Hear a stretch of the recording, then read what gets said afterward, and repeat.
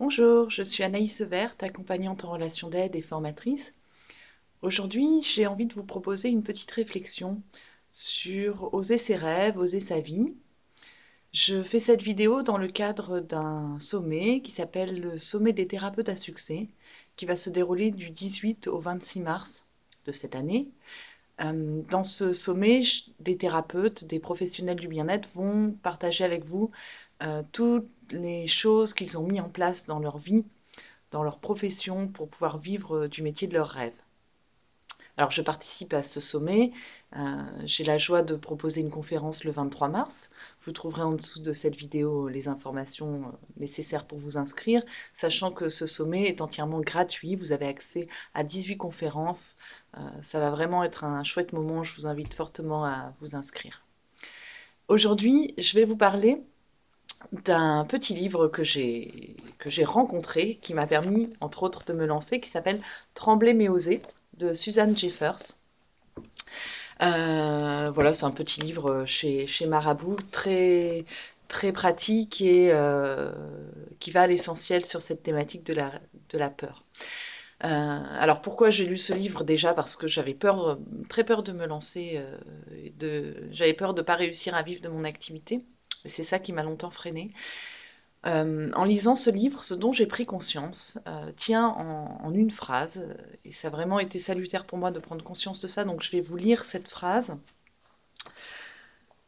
Surmonter l'appréhension d'agir engendre moins d'angoisse que de vivre constamment avec la peur souterraine créée par un sentiment d'impuissance et d'insatisfaction.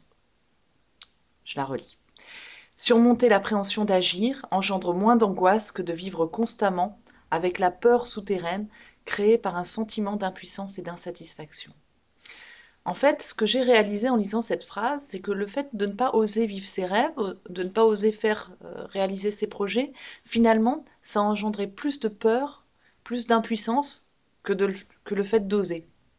C'est-à-dire qu'on gagne en confiance quand on ose réaliser ses projets. Et c'est vraiment ce que j'ai vécu et ce que je voulais partager avec vous.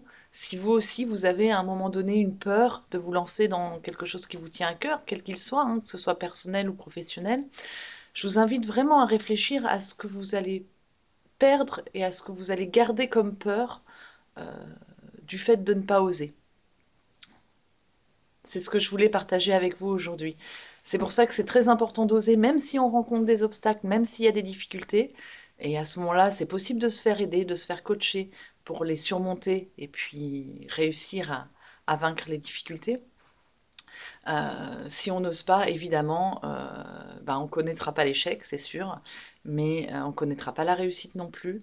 Et on ira à la rencontre d'un échec beaucoup plus grand, qui est ce fameux sentiment d'impuissance. Et j'ajouterais même d'insécurité, finalement.